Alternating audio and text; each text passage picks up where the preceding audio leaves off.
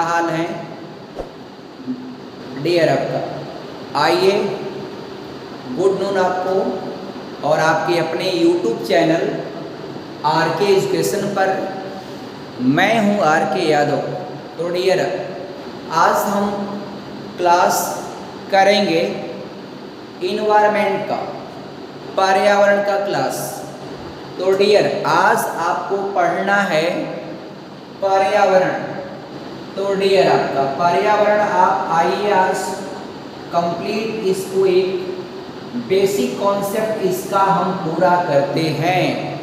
Basic concept dear पूरा पर्यावरण का हम पूरा करेंगे।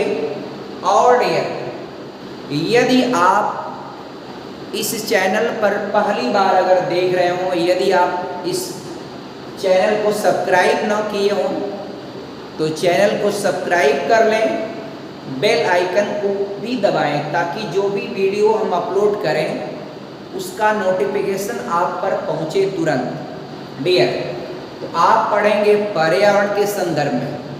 पर्यावरण के बारे में हमको जानकारी आपका बेहद ज़रूरी है, क्योंकि आप जानते हैं इस बात को कि पर्यावरण का हम लोग ख्याल रखेंगे तो पर्यावरण में हमारा जीवन जो है आसानी से सर्वाइव हो पाएगा।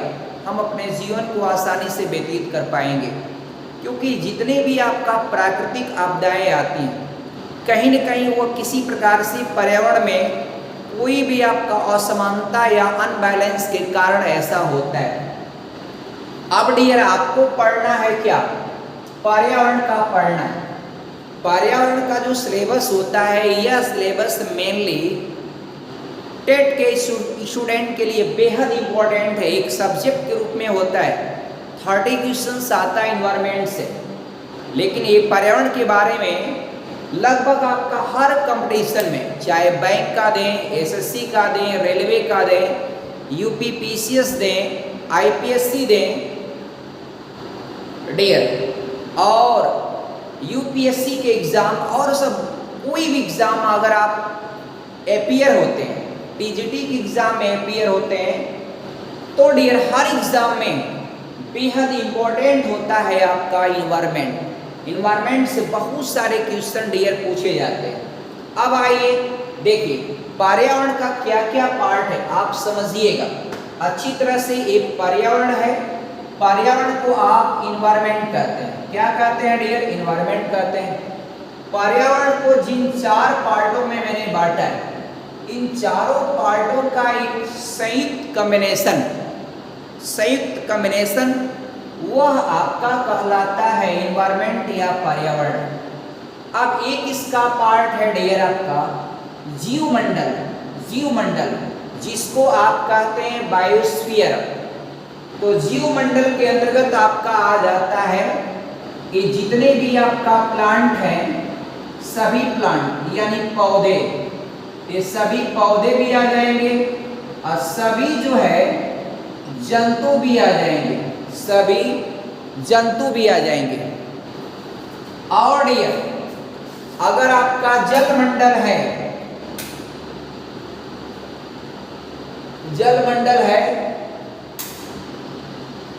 तो जलमंडल के बारे में हम बात करते हैं डियर।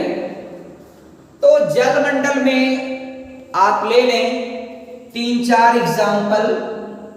सपोज करें आपका हिमनद। तो हिमनद जो है, अब हिमनद क्या होता है डियर? तो यू नो बेसिकली हिमनद यानी हिम माने होता है बर्फ और नद माने होता है गड्ढा। तो बर्फ का जो गड्ढा होता है उसको हिमनद कहते हैं। पिछले एक वीडियो में मैंने आपको बताया था ग्लेशियर क्या होता है। तो बर्फ का पहाड़ ग्लेशियर कहलाता है। बर्फ का गड्ढा, बर्फ के द्वारा अगर किसी गड्ढे का क्रिएशन होता है, गड्ढे का, अरे वही जिसको आप लोग कॉमन भोजपुरी भाषा में गड्ढा कहते हैं, तो उसका क्रिएशन जो होता है वो आपका क्या है डियर? हिमनद है। दूसरा है डियर आपका झील। तो झील जो है डियर, देखिए कोई शांत जल का एक समूह, शांत जल का समूह जो आप कॉमनली अपनी भाषा में लोकल स्तर पर देखते हैं, जिसको आप तालाब कहते हैं, वो एक प्रकार का क्या होता है डियर? झील होता है। तो जम्मू कश्मीर में बहुत सारी झीलें हैं, जैसे बुलर झील है और आपका डल झील है, बहुत सारी झीलें हैं। झीलों का एक अलग क्लास हम लेंगे, उसमें आपको बताएंगे। और डियर नदी, नदी नदी यानी आपका बहता हुआ जल की जो धारा होती, अगर आपका वो बह रहा है, यानी नदी का मतलब होता है उसके एग्जिस्टेंस का मतलब होता है, उसके अस्तित्व का मतलब होता है कि उसके पानी का प्रवाह हो रहा, प्रवाह यदि होता है तो उसको हम कहते हैं क्या, नदी। और एक आपका और ले लीजिए सागर। तो जल का सबसे बड़ा जो समूह होता है उसको आप कहते हैं क्या, सागर। और डियर जल का एक मुख्य स्रोत होता है डियर क्या, सागर। आप समझिएगा। आगे बढ़ते हैं डियर, असल मंडल जिसको लिथोस्फीयर कहते हैं, क्या कहते हैं, लिथोस्फीयर। अब असल मंडल में क्या क्या हो जाएगा डियर, आप समझिएगा। जैसे आपका पर्वत है डियर, ये पर्वत जो है वो असल मंडल का एक पार्ट है, माउंटेन यानी पर्वत डियर। और दूसरा है मैदान, ये मैदान का हिस्सा ले लें। और जैसे हम लोग आपका यूपी वाले मैदानी इलाके में बसे हुए, और ये मैदान किसका है, गंगा यमुना के द्वारा तैयार किए गए मैदानी इलाके पर ये हमारा प्रदेश पूरी तरह से स्थापित है। तो यूपी और बिहार गंगा यमुना के मैदानी इलाकों में बसे, खास तौर पर यूपी आपका दो मुख्य नदियों के मैदानी इलाकों द्वारा बसाया गया स्थल है, वह है आपका गंगा और यमुना। तो गंगा और यमुना नदियों के द्वारा। और एक बात मैं आपको और बताना चाहता हूं, जो दो आप बोलते हैं, दोआब क्या है, तो दोआब डियर कॉमन सी बात आप जानते हैं, दो नदियों के बीच का जो असल की एरिया, जमीन की एरिया, दो नदियों के बीच में स्थलीय भाग, उसको दोआब कहते हैं। और दोआब जो है फर्टिलिटी, उत्पादकता में, खेती बाड़ी करने में बहुत अच्छा होता है। इसलिए आपने इस चीज को देखा होगा, महसूस भी किया होगा कि यूपी की पॉपुलेशन सबसे ज्यादा है। क्या कारण है, पूरे भारत में उत्तर प्रदेश राज्य की जनसंख्या सबसे अधिक है, तो रीजन है पूरा यूपी एक मैदानी इलाके पर बसा हुआ है। और यूपी में कोई आपका थोड़ा मोड़ा पहाड़ की एरिया आप पाएंगे, मिर्जापुर में कभी कभी आपका वहां पर आप समय समय पर घूमने के लिए जाते रहते हैं, बहुत सारे आपका पहाड़ी एरिया है। सोनभद्र में भी आपका कुछ पहाड़ी एरिया आपको मिलेगा। तो एक दो डिस्ट्रिक्ट थोड़ा सा पहाड़ का थोड़ा मोड़ा भाग आपको मिलेगा, बाकी आपका टोटली देखेंगे तो वो यूपी आपका पूरा मैदानी इलाकों में बसा हुआ है। तो मैदानी इलाकों में कृषि की उत्पादकता बहुत बेहतर होती है। हैंस इन दिस वे, यही वो कारण है, due to this reason UP की पॉपुलेशन सबसे ज्यादा है, क्योंकि यहाँ पर आसानी से व्यक्ति को खाद्यान्न मिल जाता है खाने पीने के लिए, और बेसिक आवश्यकता जो होती है रोटी का हो जाता है, कपड़े तो आप डेयर यूपी में अच्छा प्रोडक्शन कपड़े का भी होता है, और मकान भी कॉमनली लोग मेहनत करके बना लिए।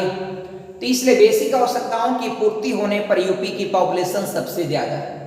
और डेयर आगे बढ़ते हैं, तो लिथोस्फीयर यानी असल मंडल। तो असल मंडल के अंतर्गत आपका पर्वत हो गया, मैदान हो गया, और ये आपका एक आपका मरुस्थल यानी जिसको आप डेजर्ट कहते हैं। तो डेजर्ट एरिया भारत में एक ही एरिया है, कौन सा, डेजर्ट रेगिस्तान, वो है राज्य राजस्थान। राजस्थान में आप टोटली पाएंगे ज्यादातर वहां की जो स्थल है वो मरुस्थल एरिया डेजर्ट है। और राजस्थान का यदि आपको प्रश्न पूछा जाए कि राजस्थान का कौन सा जिला है जो मरुस्थल नहीं है या जिसकी जमीन मरुस्थल ही नहीं है, तो आप बताइएगा कोटा जो शिक्षा एजुकेशन के लिए एजुकेशन की हब के रूप में जाना जाता है कोटा को। तो डियर कोटा आपका, कोटा की जो जमीन है ना, Kota district, that will be located in Rajasthan. तो डियर कोटा की जो जमीन है वह मरुस्थल नहीं, बाकी टोटली राजस्थान जो है मरुस्थल एरिया। एक बात। दूसरी बात डियर आपका हम बताएंगे आपको कि मरुस्थल अगर भारत में एक मेन देखा जाए तो थार है। आप पूरे दुनिया का सबसे बड़ा मरुस्थल, सबसे बड़ा मरुस्थल पूरे वर्ल्ड का वो है सहारा मरुस्थल, जो अफ्रीका के बहुत सारे देशों के बीच आपका फैला हुआ दुनिया का सबसे बड़ा मरुस्थल है। कौन? सहारा मरुस्थल, पूरे वर्ल्ड का सबसे बड़ा मरुस्थल है। उसमें आपका अल्जीरिया भी आता है। और डियर आगे बढ़े तो डियर बढ़ते हुए अब हम बात करेंगे वायुमंडल का, एटमॉस्फेयर का। तो एटमॉस्फेयर के संदर्भ में मैं आपको बताऊं डियर कि आपका वायुमंडल, अब वायुमंडल शुरू होता है धरातल के तल से। ज्यों-ज्यों आप ऊपर की ओर जाएंगे, धरातल के तल से ज्यों-ज्यों आप ऊपर की ओर जाएंगे, तो पहला मंडल क्षोभ मंडल, जिसको आप ट्रोपोस्फियर कहते हैं। दूसरा मंडल समताप मंडल, स्ट्रेटोस्फियर। तीसरा मंडल आपका मध्य मंडल, और चौथा मंडल होता है आयन मंडल।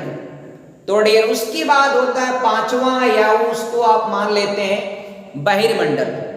तो डियर मंडल का क्रम आप याद करें। धरातल के तल के पास पहला मंडल होता है क्षोभ मंडल, क्षोभ के बाद दूसरा मंडल है समताप मंडल, तीसरा मंडल जो होता है मध्य मंडल, चौथा मंडल होता है आयन मंडल। थोड़ा सा डियर हम आपसे बात करेंगे इन मंडल के बारे में।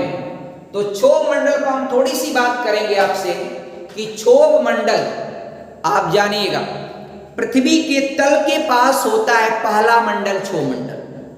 कॉमनली इसकी ग्राउंड तल से इसकी ऊंचाई 16, 17, 18 किलोमीटर के आसपास दर्ज की जाती है। तो ये क्षोभ मंडल जो होता है पहला मंडल, इसमें प्राकृतिक घटनाएं बहुत ज्यादा होती हैं। अब कभी भी परीक्षा में पूछ लिया जाए मेघ गर्जन की घटना किस मंडल में होती है, जवाब दीजिएगा क्षोभ मंडल में। बादल बनने की घटना किस मंडल में होती है, तो क्षोभ मंडल में। और डियर चक्रवात तूफान किस मंडल में आता है, तो ज्यादातर क्षोभ मंडल में ही आता है। और डियर यदि आपसे पूछ लिया जाए कि डियर किस मंडल का घनत्व तो सबसे ज्यादा है, डेंसिटी, घनत्व का फार्मूला आप जानते होंगे, घनत्व बराबर द्रव्यमान बटे आयतन, density equal to mass upon volume. तो घनत्व जो है डियर ना, घनत्व के बारे में वो लोग नहीं समझ पाते। सपोज करिए घनत्व है कि सीधी सी बात, 2 बॉटल आपने लिया सेम आयतन का, मान लीजिए आपका कोका कोला का या पेप्सी का कोई भी खाली बॉटल, 2 बॉटल आपने ले लिया, दोनों आपका 1-1 लीटर का बॉटल है, और दोनों में आपका एक बॉटल में आपने भर लिया मशीन का पानी, अपने हेडपंप का नल का पानी भर लिया, और एक बॉटल में आपने समुद्र का पानी भर लिया, और दोनों को तराजू पर वेट करेंगे तो वेट किसका ज्यादा होगा, आप बताएं। उम्मीद करते हैं आप सही बताएंगे। वेट आपका जिसमें समुद्र का जल भरे रहेंगे उसका वेट ज्यादा होगा। क्यों वेट ज्यादा होगा डियर?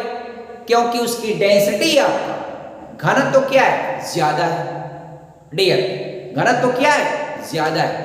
तो आप समझिएगा डियर, 2 बर्तन हैं, दोनों का आयतन समान है, दोनों अगर 1 लीटर के हैं तो दोनों 1 लीटर के, एक में नदी का जल एक में समुद्र का जल। तो समुद्र का जल का वजन क्या होगा? ज्यादा हो जाएगा। क्यों? क्योंकि उसका घनत्व क्या है? ज्यादा है। तो डियर आगे हम बात करेंगे। तो डियर अगर आपसे प्रश्न आ जाए डियर कि किस मंडल का घनत्व सबसे ज्यादा है, तो डियर जवाब दीजिएगा क्षोभ मंडल, इंग्लिश ट्रोपोस्फियर। इंग्लिश में क्या कहते हैं? ट्रोपोस्फियर, यानी क्षोभ मंडल। पृथ्वी के तल ग्राउंड लेयर के पास जो पहला मंडल होता है उसी को तो हम कहते हैं क्या? क्षोभ मंडल। तो डियर उसका घनत्व ज्यादा होता है। बादल के गरजने की घटना उसी में होती है। बादल बरसने की घटना मतलब वर्षा होना भी उसी में होता है। चक्रवात, तूफान, जितने भी प्राकृतिक आपदाएं आती हैं वो सारी की सारी घटनाएं आपका क्षोभ मंडल में होती हैं डियर। और समताप मंडल में क्या होता है डियर? तो समताप मंडल से डियर टेट वाले स्टूडेंट मेरे भाई बहन बहुत ध्यान से सुनिएगा। तो डियर एक इन्वायरमेंटल का जो लेक्चर है ना वह टेट स्टूडेंट के लिए बहुत इंपॉर्टेंट है और स्टूडेंटों के लिए और भी इंपॉर्टेंट माना जाता है, क्योंकि हर एग्जाम में इन्वायरमेंट से प्रश्न आते हैं, पर्यावरण से क्वेश्चन पूछे जाते हैं। हर एक एग्जाम में क्वेश्चन पूछे जाते हैं डियर।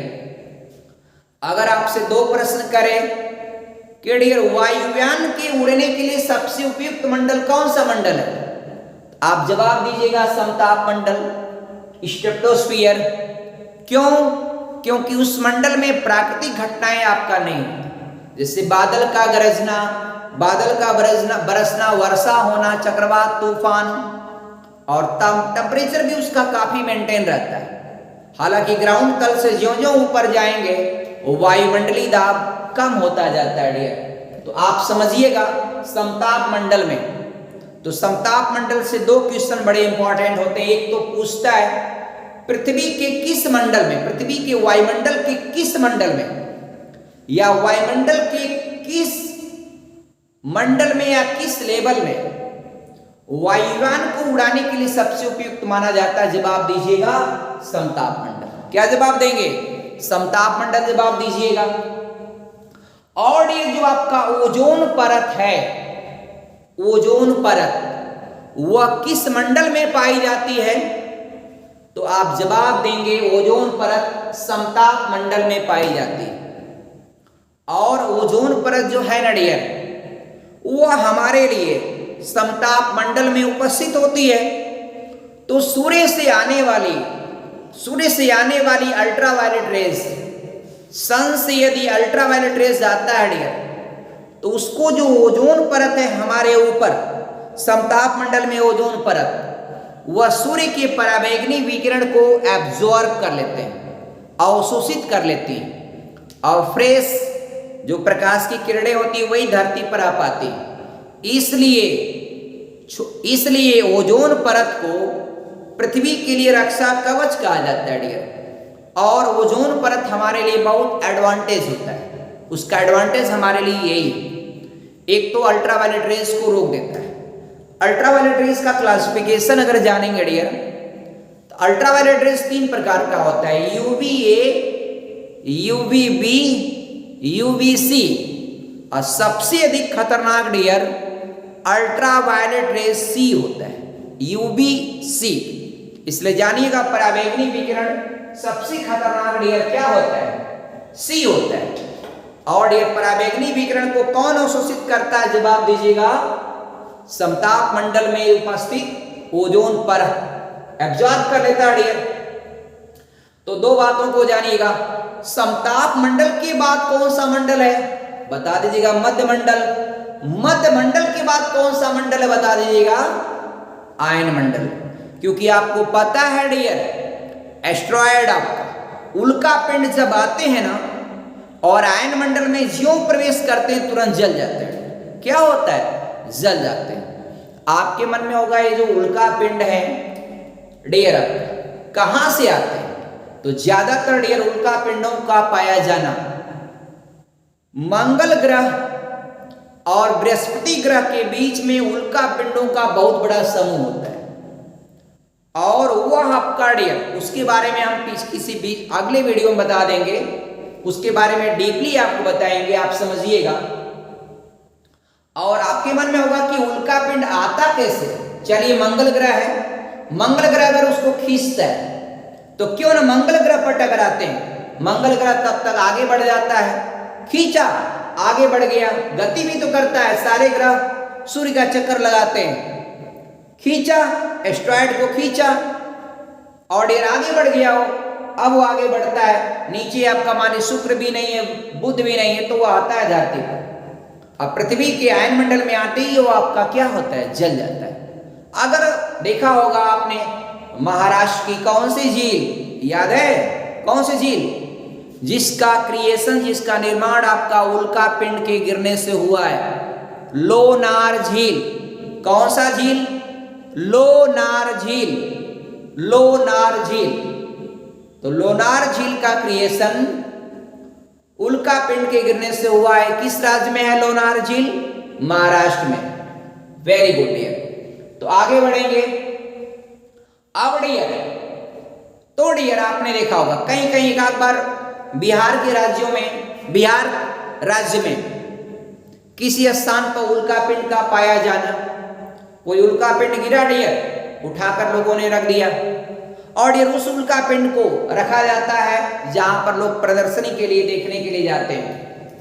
और डियर, तो उल्का पिंड को अगर पाते हैं वैज्ञानिक तो उसमें अध्ययन करते हैं, इसमें क्या क्या है, कौन कौन सा तत्व पाया जाता है, बहुत सारा अध्ययन का मामला है वैज्ञानिकों के लिए। तो डियर हम बात करेंगे, आपका पूरा वायुमंडल की बात हो गई। एक बात मैं और आपसे करना चाहता हूं, एक बात, क्या वो बात, अगर आपको कभी पूछ दिया जाए कि पृथ्वी के वायुमंडल में कौन सी गैस सबसे अधिक मात्रा में पाई जाती है, जवाब दीजिएगा नाइट्रोजन। कितना परसेंट, 78%। ऑक्सीजन 21%। डियर, ये दो गैसें मेन होती हैं। लेकिन अगर प्रश्न किया जाए कि पृथ्वी के वायुमंडल में कौन सी अक्रिय गैस, इनर्ट गैस पाई जाती सबसे अधिक मात्रा में, तो जवाब दीजिएगा क्या आपका, आर्गन। आर्गन गैस डियर वो 1% से थोड़ा कम होता है डियर, 0.93%। और डियर ओजोन, ये आपका अक्रिय गैस कौन कौन है डियर, तो 6 गैसें, 6 गैसेस इज नोन एज आपका inert gas because they are chemically inactive. यानी अक्रिय गैस, इनर्ट गैस क्यों कहते हैं उनको, अक्रिय गैस क्यों कहते हैं, इसलिए कहते हैं कि वह किसी से क्रिया नहीं करती। क्रिया क्यों नहीं करती हैं, क्योंकि उनके बाह्य कोश पूर्ण रूप से भरे होते हैं।